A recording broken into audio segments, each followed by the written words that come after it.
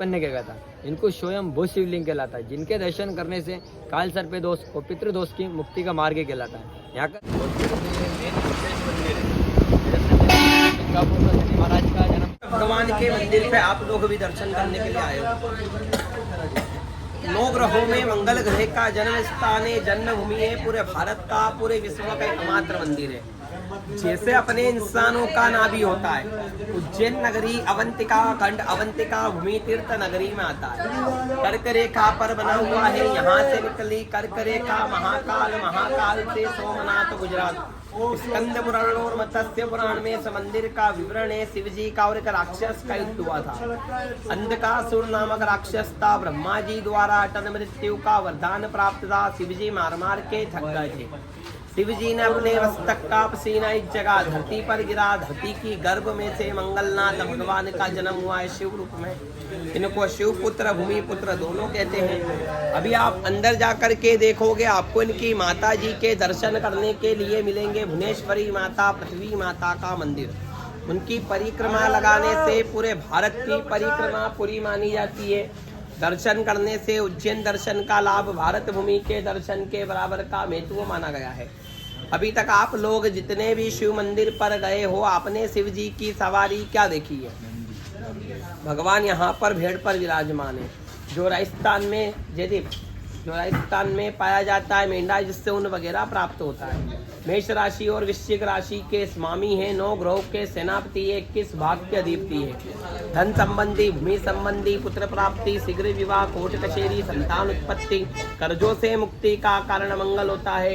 और जिनकी कुंडली में दोष होता है, मंगल दोष, काल सर्प दोष, अंगारक दोष, लड़का लड़की मांगलिक रहते, शादी ब्याह में दिक्कत आती है, उनका यहाँ पर विशेष चावल का अभिषेक, भात पूजन होता है। शनि भगवान के मंदिर में जाते अपन सब लोग, शनि भगवान को क्या चढ़ाते हैं? काला कपड़ा, तेल लोहा चढ़ाते हैं ना। मंगल भगवान को लाल प्रकार का दान चढ़ता है। और उज्जैन नगरी में आए अपना दान और अपना प्रसाद जगह जगह नहीं चढ़ता, केवल 3 स्थानों का महत्व है। एक चावल का बोरा, 2 दिन की यात्रा का समय लेकर के आते, कम पड़ता। इतने सारे प्राचीन मंदिर भगवान यहाँ पर वास करते हैं। 9 नारायण, सप्त सागर, 84 महादेव वास करते हैं। 3.5 काल की नगरी में आप लोग अभी खड़े हो। महाकाल, काल भैरव, गढ़कालिका माता रानी, अर्धकाल भैरव, बाबा महाकाल को दूध जल बेलपत्र, उनके सेनापति काल भैरव भगवान को दारू का भोग, मंगलनाथ भगवान को अनाज का दान चढ़ाते, तब जाकर के अपने उज्जैन की यात्रा मंगलमय पूरी कहलाती है। भगवान को दान में चढ़ता है मुख्य रूप से खेर का लकड़ी। अपने रक्त का संचार मंगल भगवान के द्वारा हुआ है। घर में किसी भी प्रकार की बाधा, अपने घर में किसी को खून में बीमारी रहती है तो लकड़ी को चढ़ाने से दूर होती है। दानी रतन, मूंगा, लाल पत्थर भगवान को चढ़ता है। छोटी छोटी बात पे अपने घर में लड़ाई झगड़े होना, काल कलेश होना, ग्रह दोष होना, रणमुक्ति कर्जा होना, आने वाले जीवन काल में माता पिता, बच्चों पर, परिवार वालों पर मंगल का दोष, मंगल की छाया नहीं आती। मसूर की दाल, गेहूँ, लाल कपड़ा, कच्चा चंदन, श्रीफल भगवान को चढ़ता है। घर में कोई गुस्सापना, चिड़चिड़ापना, शादी में, नौकरी में, पढ़ाई लिखाई में दिक्कत आना, घर में किसी को हल्का फुल्का मंगल मांगलिक दोष होना, किसी भी रुकावट अपने जीवन में माला पहनने से दूर होती है। ब्लड प्रेशर, शुगर, पथरी, थायराइड, कैंसर, अच्छे स्वास्थ्य की कामना के लिए माला पहनना, जप करना, घर में रखना। अपने हरी बीमारी, घर का कोई व्यक्ति बीमार नहीं होता है। प्रसाद खाना, धागा घर के मुख्य दरवाजे पे बांधना, फोटो पूजन स्थान पर रखना। मंगलनाथ भगवान की पुस्तक मिलती है, इसको पढ़ने से अपने घर के सर्व कार्य मंगल होते हैं। और जो भी अपने घर में रुकावट चलती, जो भी अपनी मनोकामना पूरी नहीं होती, भगवान 90 दिनों में पूरी करते हैं। व्यापार हो, व्यवसाय हो, दुकान हो, ऑफिस हो, वहाँ पे रख सकते हो, नहीं तो अपने घर की गोदरेज की अलमारी में रख सकते हो।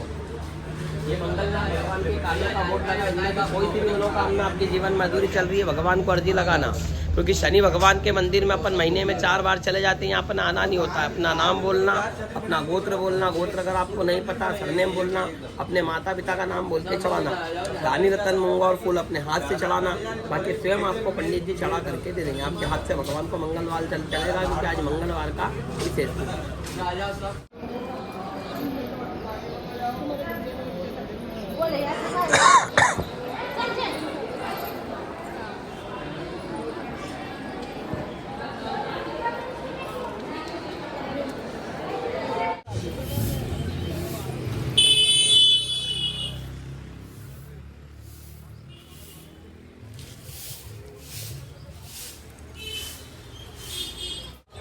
यहाँ पे कृष्ण भगवान सुदामा जी, बलराम जी ने पढ़ाई करी थी। 64 दिन पढ़ाई करी थी, 14 विद्याएं सीखी थी।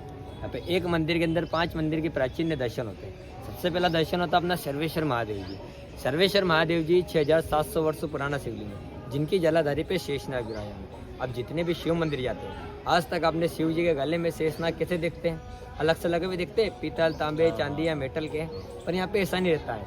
यहाँ पे जो जलाधारी रहती है नीचे की साइड पे, जैसा अपन पानी डालते हैं पानी बह के निकलता है, वहाँ पे शेषनाग विराजमान रहते हैं। और ये मूर्ति किसी हाथों के बने प्रकृति की मूर्ति नहीं है। अपने भगवान के जो गुरु थे, कृष्णावन गुरु संदीपनी महाराज जी, उन्होंने उनको एक बेलपत्र द्वारा तपस्या करके प्रतिमा से उत्पन्न किया था। इनको स्वयं भू शिवलिंग कहलाता है, जिनके दर्शन करने से काल सर्प दोष और पितृदोष की मुक्ति का मार्ग कहलाता है। यहाँ का दर्शन करने के बाद जाते हैं 14 विद्या चित्रकला दर्शन। यहाँ पे श्री कृष्ण द्वारा सीखी गई 14 विद्या चित्रकलाएं के दर्शन होते हैं। चित्रकलाएं के दर्शन करने के बाद जाते हैं अपन कुंडेश्वर महादेव जी। कुंडेश्वर महादेव जी उज्जैन में 84 महादेव माते हैं। उज्जैन में 84 महादेव, 7 सागर और 9 नारायण विराजमान है। उज्जैन में 84 महादेव में ये 40वां महादेव मंदिर ऐसा है। अब जितने भी शिव मंदिर गए, आज तक आपने शिव जी के सामने नंदी महाराज कैसा देखा? कैसा देखा आपने? बैठा हुआ देखा ना। ये पूरे विश्व का एकमात्र ऐसा शिवलिंग है जब आपको शिव जी के सामने नंदी महाराज खड़े देखने को मिलेंगे। खड़े इसलिए है, जब हरि और हर का मिलन हुआ था कृष्ण और बलराज जी का, तो सभी देव देवता पे विराजमान थे और सभी देव देवता को बैठने की इजाजत मिल गई थी, पर नंदी महाराज को इजाजत नहीं मिली थी। इसलिए यहाँ पे नंदी महाराज हमेशा खड़े रहते। स्वयं बाबा महाकाल कृष्ण भगवान जी साहब पे मिलने आए थे, तभी हरि मिलन यहाँ पे पहला स्टार्ट हुआ था। अब जो उनके दर्शन करोगे अंदर आप कुंडेश्वर महादेव जी के, तो उनके पास में देखने को मिलेगा आपको धन कुबेर जी की मूर्ति। आज तक ना तो कोई धन कुबेर जी का मंदिर देखा होगा आपने। ये इसी मंदिर के अंदर आप धन कुबेर जी का मंदिर यहीं पे देखने को मिलता है आप लोगों को। प्राचीन मंदिर रहता है यहाँ पे। उसके सामने जाते हैं मेन कृष्ण भगवान जी की पाठशाला आती है, वहाँ पे कृष्ण भगवान प्रतिमा देखोगे आप। आपने आज तक जितनी भी प्रतिमा देखी कृष्ण भगवान जी की, सारी खड़े देखी होगी आपने, पर यहाँ पे जो प्रतिमा देखोगे आप वो बैठी हुई मिलेगी आपको पढ़ाई करते समय की। और उनके गुरु के भी दर्शन उसी आश्रम के अंदर होते हैं और उनमें परिक्रमा लगती है। पहले यहाँ का दर्शन करने का अपने को, फिर सर्वेश्वर महादेव जी का दर्शन करना, फिर एक गोमती कुंड था, उसके बारे में आपको वहाँ की जानकारी मैं बताऊँगा, ठीक है।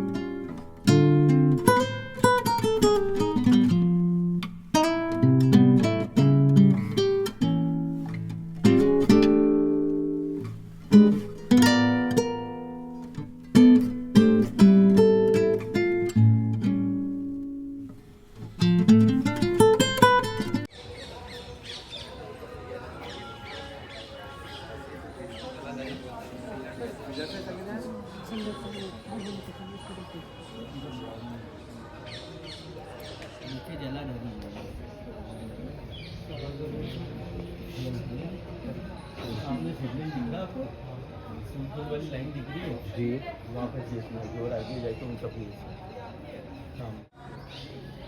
है। ऐसे शेषनाग जी लिपटे हुए रहते हैं वहाँ पे। इसको जलाधारी बोलते हैं। यहाँ पे शेषनाग ऐसे लिपटे होते हैं। ये रेलिंग की वजह से आपको दर्शन नहीं हो पाता वहाँ पे, ठीक है। अभी अपना आया गोमती कुंड।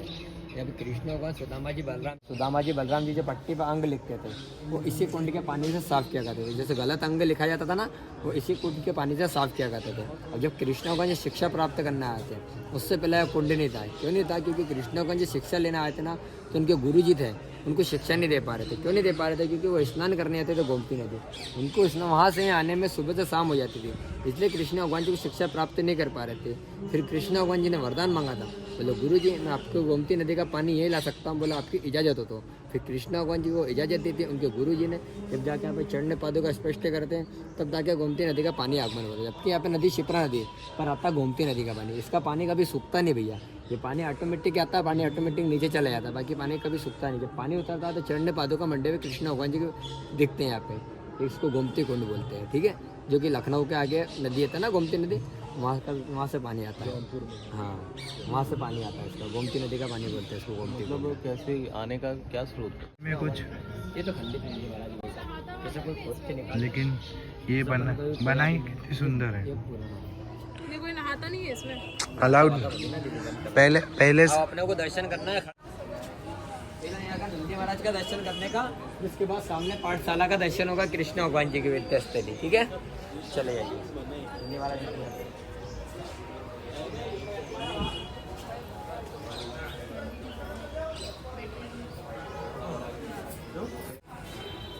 अच्छा, ये तो पहली बार नोटिस कर रहा हूँ। वो हमारे सर गाइड है ना, वो पूरा बता। अच्छा,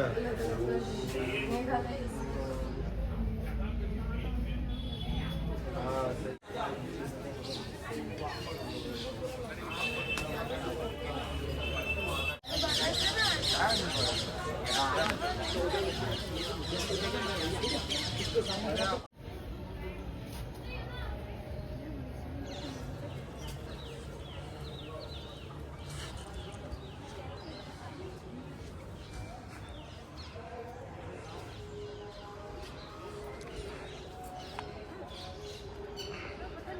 यहाँ पे हो रही है बारिश, पूरा मौसम चेंज हो गया। अभी हम हैं श्री कृष्ण जी के गुरुकुल में, जहाँ से उन्होंने विद्या ग्रहण की, जहाँ सुदामा जी ने चने मिले थे और उन्होंने चरे चुराए थे, वो सब पूरा। इसका फोटो खींच लो आप इन्हें को वहाँ पे एडिट कर देंगे आपका नंबर।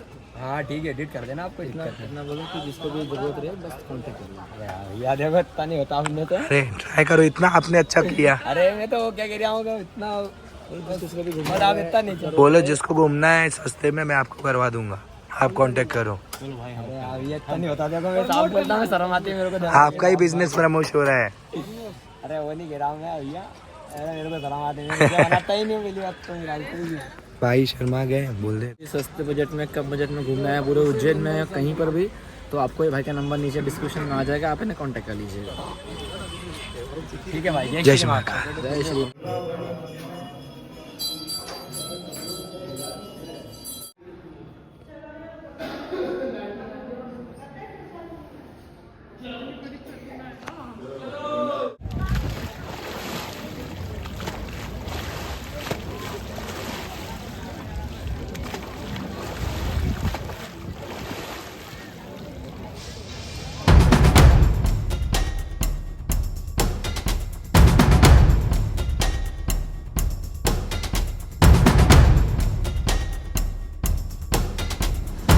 हम हैं अभी शिप्रा नदी में, ठीक है, श्री पंचेश्वर महादेव मंदिर। यहाँ पे जो 84 शिवलिंगास है उसमें से एक राम घाट पे है शिवलिंग, ठीक है। तो यहाँ पे आप देख सकते हैं, तो हमारे 3 हो गए 84 में से, 10 नंबर का 40 और एक हम 64 नंबर का करेले, ठीक है।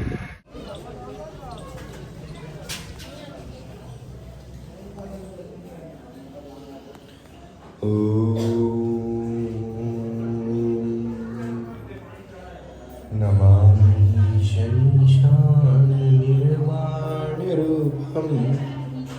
विभुं व्यापकं ब्रह्मवेदस्वरूपं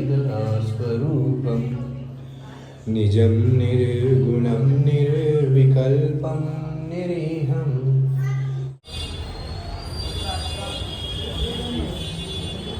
ऊपर 21, 22, 23, 24। हाँ, ये 24 खंबा।